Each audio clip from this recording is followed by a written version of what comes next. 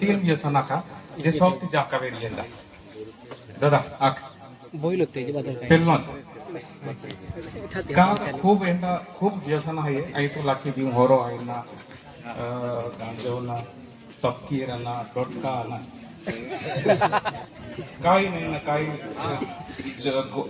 ગોગ્યા કે જીતા 1 કલાક બી આનો પડે એની ગોઠાઈ એમ મુખ્યત્વે એક મન લાગે કે હોરા વ્યસન જાપો હા હોરા વ્યસન જાપો અને બીજો નંબર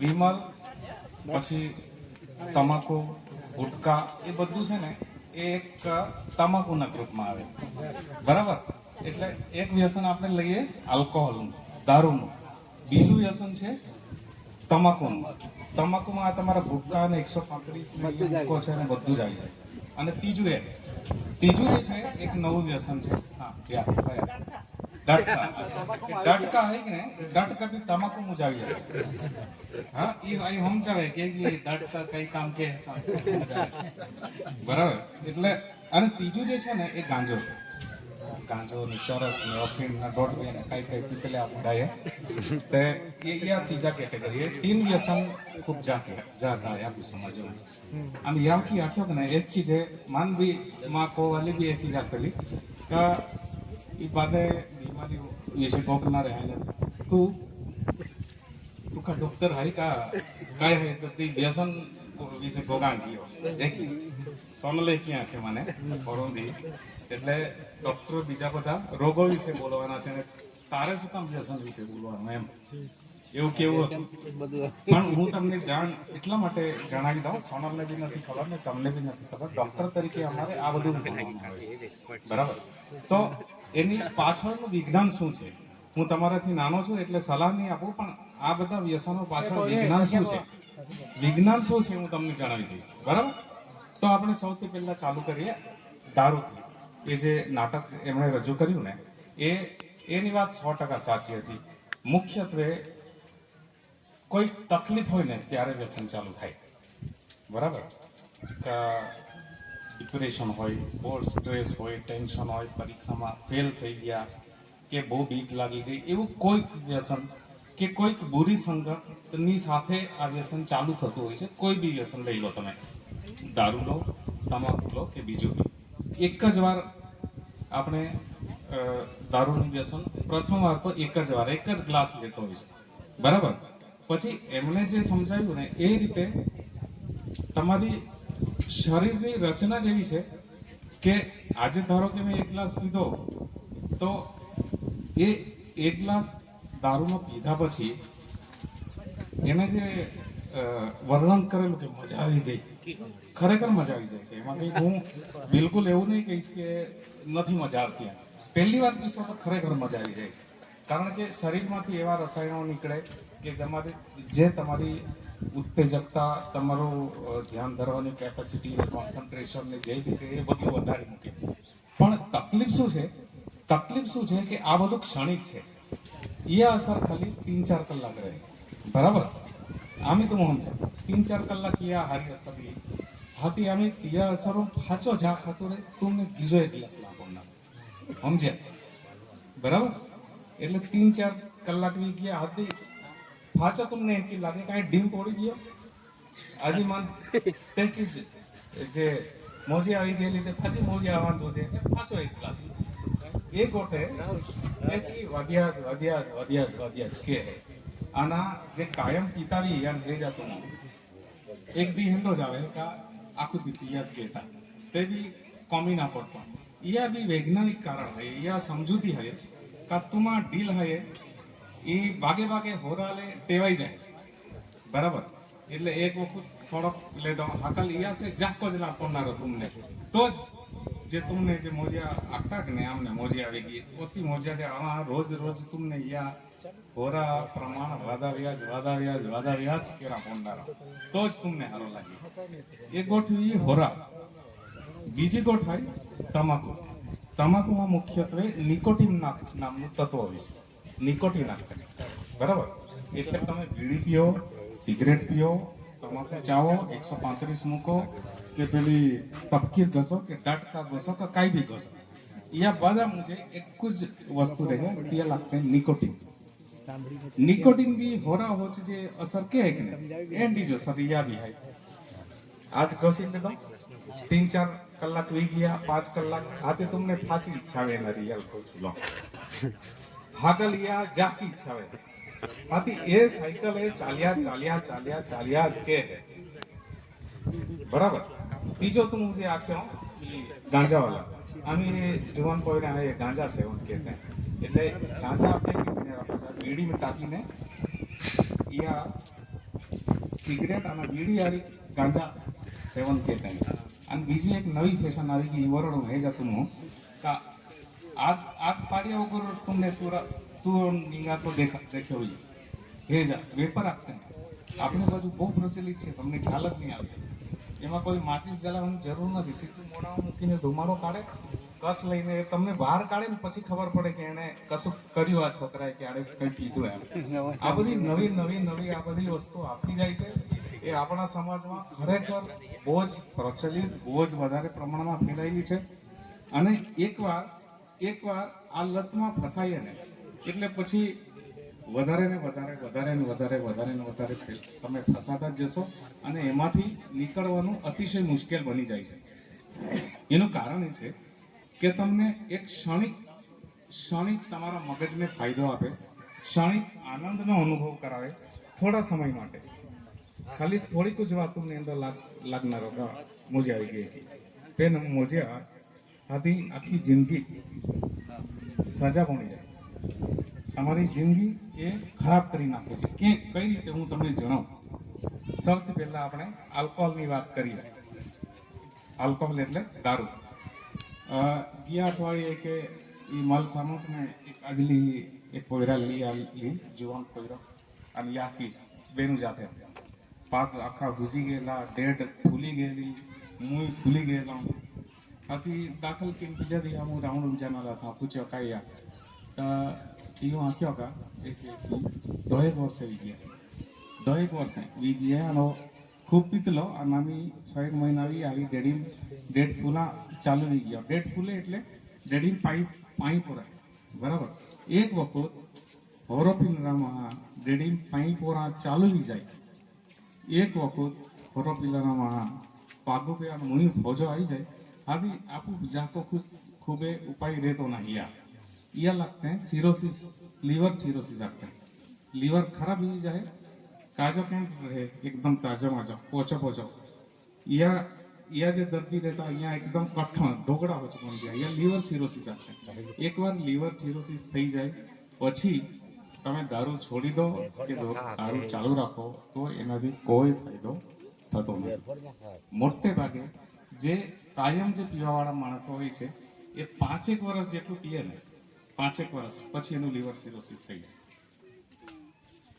એનો મતલબ એવો થયો કે લીવર સિરોસિસ એટલે આ સ્ટેજમાં પહોંચે એના પહેલા આપણે એને પકડવાનો છે ને દારૂ બંધ કરવાનો છે। સમજી ગયા? આ વાત દારૂની થઈ। હવે હું તમાકુની વાત કરું છું, નિકોટીનની। ડાયલ હાકલ ફોન કર્યો તો મારા કે ये तमाकू અને યાકી ને બહાકા हो जाए आपको જે શરીરમાં હેપ્સો રહે અને કાયા કે ડેડ રહે યા ખૂબ મોટો નુકસાન કે કે ઓપલો મન સમજાવે સાંદલ્યો ડાયો હાથી યલ માયો આખ્યો દાદા યાકીન બાકા ગોટ જાં દે એ આખી પેઢી આવી ને એ પેઢી તુમા ખલાસ વી જાય ને ઓતી બીમારી હે। ધૂમ્રપાનથી થતા જોખમો, લાંબા સમયગાળે થતા રોગો, ખેંચ આવી, અંધત્વ, પેટાના રોગો, ધમનીના રોગો, હૃદય રોગ, ન્યુમોનિયા, નસોનું સખતપણું, શ્વસન તંત્રના રોગો, અસ્થમા, નપુસકતા, ઢીચણમાં દુખાવો, ગર્ભાશયનું મુખનું કેસર, મૂત્રાશય, આંતરડું, શુક્રપિંડ કાઈ રહ્યો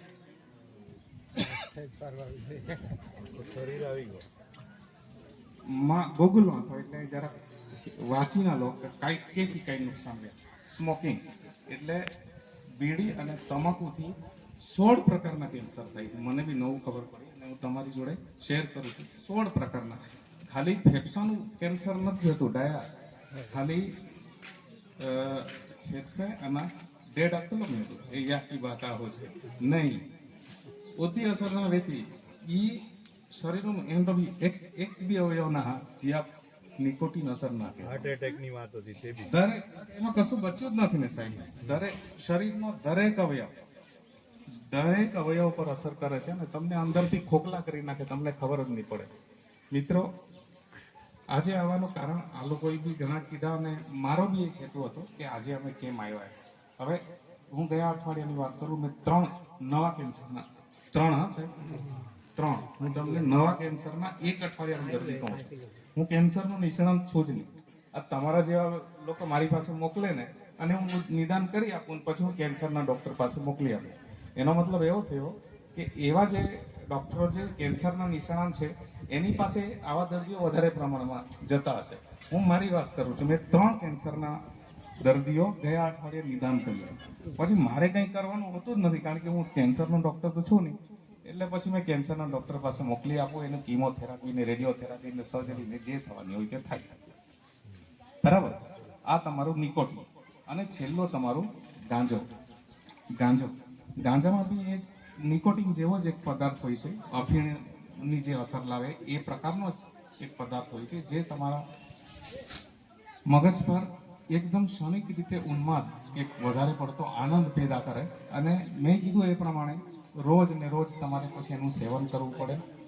એ રોજનું સેવન વધારે ને વધતું જાય. આ 3 પ્રકારના વ્યસન શારીરિક, માનસિક, સામાજિક અને આર્થિક આ 3 રીતે માણસને પાયમાલ કરી નાખે છે.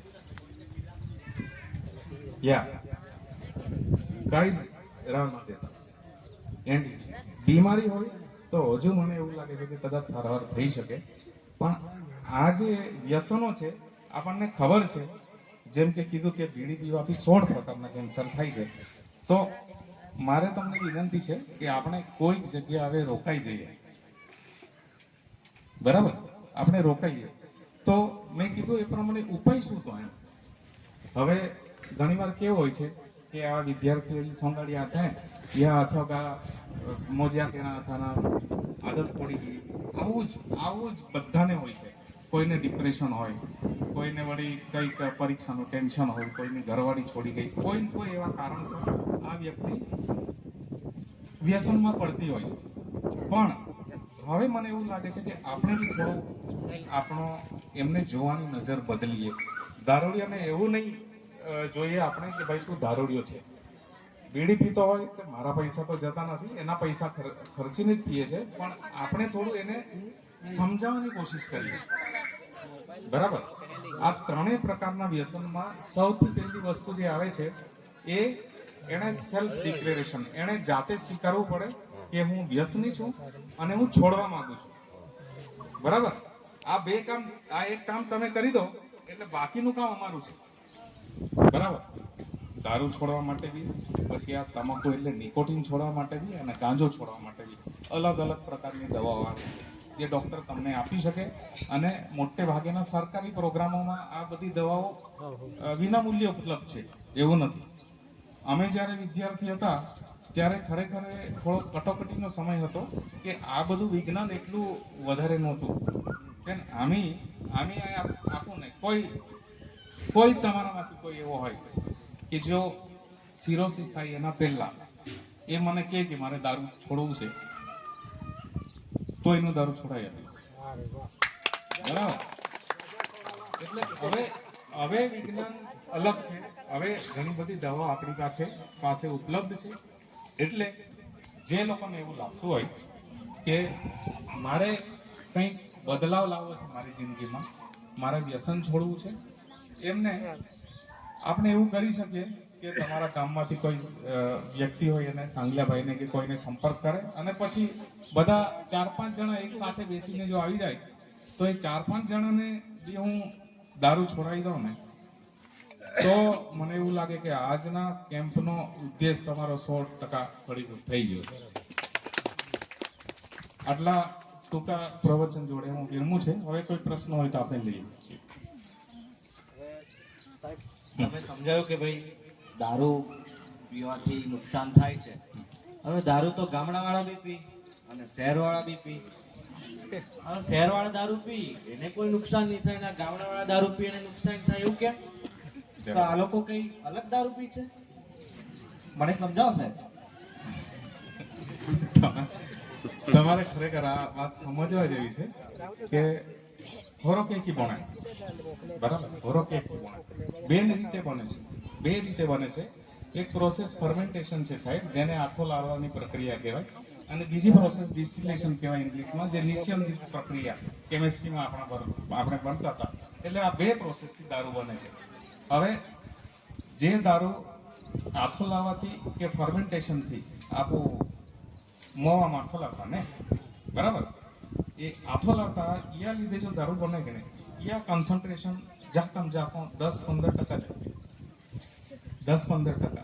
આમે આવું ડાયાબિક હોતા હોશિયાર અહીં આમી વિચારું હું કે એ નવી પદ્ધતિ હોદી કાઢી આ કે ઉલટી વેંડલી થોવાના હતી તે એક નોલીલી જવાના એઠા પાયુમ એક ડોગળો એક વાસણ થોબલો તી મેને હાથી વરો બનાવલો એ કહલ કે કા એ જે ફર્મેન્ટેશન આ આખું કે ને આથો લાવલો પ્રક્રિયા વાળી જે હોરો પણ યા કોન્સન્ટ્રેશન એટલે ઓ તો કડક ના રહેતો હાથી જાકો કડક કેરા ખાતું એ નિસ્યંદિત વાળી પ્રક્રિયા જે આપો આમી હોરો બનાવતા કે बनाते माई ना बनाता, लेकिन आमी जे बनाते हैं यह प्रक्रिया में लगभग 30-40% कॉन्सेंट्रेशन रहे, એટલે યા નશો જ આપતો રહેવાનો કડક એક યાદ છે ને હિલગાવી નહીં તે ના ઓરો બને હતી હિલગાવી નહીં તે યા કારણ એ બરાબર. આમી પહેલા જમાનો હતો થાય મોવા અમને બનાવતો આમી તો હું હે જ આ કેન્ડા અમને ઓરો બને બરાબર. એટલે પહેલા નુકસાન કમી વેતલો અને આમી જો હોરો હોય ને એ જાતો નુકસાન કે બેટરી નકાઈ કઈ તાકતે તો પૂછજા એ બનાવતા અહીંયા નહીં તો તમને ખબર પડી આવું રેલી કાઢી ના તો મય હે હતી હુદી વેલે એક આમ ભણાવીને ટાકલો હતો બરાબર. એટલે આપું જે તમે ગાઉન જો હોરો પીતા એ અલગ હોય બરાબર, એકદમ ઝેર આના એની શક્યતા આખાય ધારો કે બિયર હોય ને એમાં 5-8% જેટલું દારૂ હોય. હવે તમે સારી કંપનીનું બિયર ખાલી 5-8% રોજ એક જ ગ્લાસ પીઓ ને સાહેબ તો મોટે ભાગે કંઈ નુકસાન નહીં થશે. હું જવાબદારીથી કહું છું. આટલું દારૂ એટલે 100 ml બિયર રોજ ખાલી પીઓ તો એના કોઈ નુકસાન નહીં થશે. તકલીફ શું છે એ એક ગ્લાસ પર ટકી રહેવું અતિશય મુશ્કેલ છે કે કોઈ ટકશે નહીં ત્યાં લત લાગી જાય એ આજે કાલે 2 આગલા દિવસે 3 ને પછી આખો દિવસ પીયા જ કરે. આપણો જે દારૂ હોય છે એટલે ગામડામાં જે દારૂ બનતો હોય છે એ વિવિધ પ્રકારના કેમિકલ નાખીને બનાવતો હોય છે. એટલે સાહેબે જે પ્રશ્ન પૂછ્યો છે એમાં મારે કહેવું જોઈએ કે હવે હું જે તમને કહેતો હતો ને 8-10 વર્ષ સિરોસિસ થતા થાય લીવર ખરાબ થતા એ તમે લગભગ 4-5 વર્ષ પર આવી ગયું છે. કારણ કે એમાં કયા કેમિકલ વાપરો છો, એમાં શું નાખે છે આપણને કંઈ ખબર જ નથી. એવું જ તમાકુનું બી છે. તમાકુ માટે બી તમારે ખુશ થવાની જરૂર નથી. તમાકુ આટલું બધું મોંઘું થઈ ગયું તો આપણે તમાકુની પાછળ જ પડ્યા. ગાંજો પ્રતિબંધિત છે, મળતો નથી અહીંયા ભારત દેશમાં, તોય કાંઈ ને લીજ આવતા કિનારે बराबर. बोलो अंकुर भाई बीजो અશ્વિન ભાઈ એક ક્વેશ્ચન आहे तुम्हा जोड़े रहने आई समझ पड़तो गेलो હું आई है मैं हूँ गामतड़ा बाकी ना आवड़े पण एक क्वेश्चन आहे कि नीरा एंड और जो नीरो અને દાડી नहीं दाड़ी એમાં गिनते हाँ मा व्यसन में हाँ तो कह दे एंड ना तो कह दे या काही पूछो खबर पड़ेगी तुमने दाढ़ी ना नीरो ने तो बीजी तक कई वे तो ना का एक ही पूछे हो દાડી વ્યસન છે કે નહીં હા તો કેમ ને ના તો કેમ સાહેબ એમાં છે ને આપણે સમજવું જોઈએ કે આ બિયર પછી આ વોડકા કે આ રમ આ બધું બને ક્યાંથી છે બરાબર. તો આની ઉત્પત્તિ એ રીતે થઈ કે પેલા ફળો સડી જતા એ ફળો સડેલા કોઈક માણસે ખાઈ લીધા પછી એ ખાધા પછી એને થોડું ઘેરની અસર લાગી. જે આ જે પ્રોસેસ છે ને એને મેં કીધું એ પ્રમાણે આથો લાવવાની પ્રક્રિયા કાં તો ફર્મેન્ટેશન કહેવાય છે બરાબર. હવે તમે કોઈ પણ વસ્તુ લો મેં જે કીધું એ પ્રમાણે કે વાઈન હોય, બિયર હોય કે વોડકા કે કંઈ બી હોય, એ દરેક રીતે નુકસાનકારક છે, એમાં કોઈ જ પ્રશ્ન નથી. બીજો પ્રશ્ન, મેં કીધું કે થોડું થોડું લો તો વાંધો નથી, પણ હું તમને એક જવાબ એનો બી પાછો આપી દઉં કે એવું પ્રમાણ કે તમારે મેન્ટેન કરવું કે રોજ મારે 100 ml જ લેવું, એવું શક્ય જ નથી. એનો મતલબ થોડું પણ નહીં લેવું જોઈએ. એનું તમારે ઉદાહરણ તમે જોઈ લીધું. આ સાહેબોએ જે નાટક રજૂ કરી એમાં પહેલા થોડુંક જ લીધેલું, પછી એ વધ્યા જ કરે છે. આના પર તમારો કંટ્રોલ છે જ નહીં. એટલા માટે આપણે હંમેશા કહીએ છીએ નો આલ્કોહોલ, નો સ્મોકિંગ અને નો ગાંજા. બરાબર? તમે તાળી અને નીરો શુદ્ધપણે જો ઉતારેલો હોય, એમાં કશું મિક્સ ના કરેલું હોય, તો મારી દ્રષ્ટિએ આરોગ્ય માટે સારું હોઈ શકે, એમાં કંઈ વાંધો નથી. કારણ કે આખું વર્ષ એ પીવાતું નથી. બરાબર? પણ એમાં બી તકલીફ આવે છે. હવે મળે છે. ઓકે. હા, તો એ તકલીફ છે ને. એટલે સાહેબ તમારો પ્રશ્ન જે છે ને એ મારી દ્રષ્ટિએ એવું કહી શકાય કે પહેલા જે હતું તેમાં આપણે એ કદાચ વ્યસનને નહીં એને લિમિટેડ ઓછું માપનું લઈને ના સારું ના રહે. ના હવે સાહેબ, બિલકુલ મિશ્રણ નહીં, વધી ગયું. બિલકુલ નહીં. થોડા પ્રમાણમાં પણ ના, નહીં, ના. કારણ કે એમ નહીં, એને લીધે જ આદત પડે છે. એટલે એનું મિશ્રણ હવે વધી ગયું. વધી સાહેબે કીધું એમ કે સો આખું ટકા. વરસ વળે એમ. હા, એ જ એટલે એ કહું લેવા છું. જેવું નથી એમ. એટલે સાહેબે નીરોની વાત કરી અને તાળીની વાત કરી, પણ મળતી જ નથી ને. તકલીફ એ છે, તમને જે આપે છે એ નીરો ને તાળી નથી. એ નથી એમ કેવું છે. એમ કહેવાનો મતલબ. સાહેબ તમે બધું સરસ સમજાવ્યું. દારૂ, નિકોટીન, આ પછી તમે કીધું કે ગાંજો, બીડી, પણ એક નવું વ્યસન પણ આવી રહ્યું છે જે આપણી સમક્ષ જોઈ રહ્યો છે. પેલો બાળક જે છે એ મોબાઈલ જોયા કરે છે. તો એ મોબાઈલ વ્યસન કહેવાય કે ન કહેવાય? તમે સમજાવો ને સાહેબ.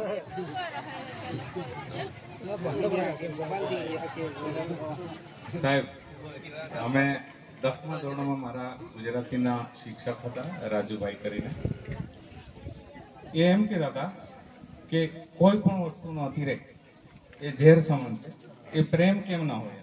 હા બરાબર છે. સમજ્યા? એટલે હવે મોબાઈલ તમે કઈ રીતે વાપરો છો એના પર આધાર રાખે છે.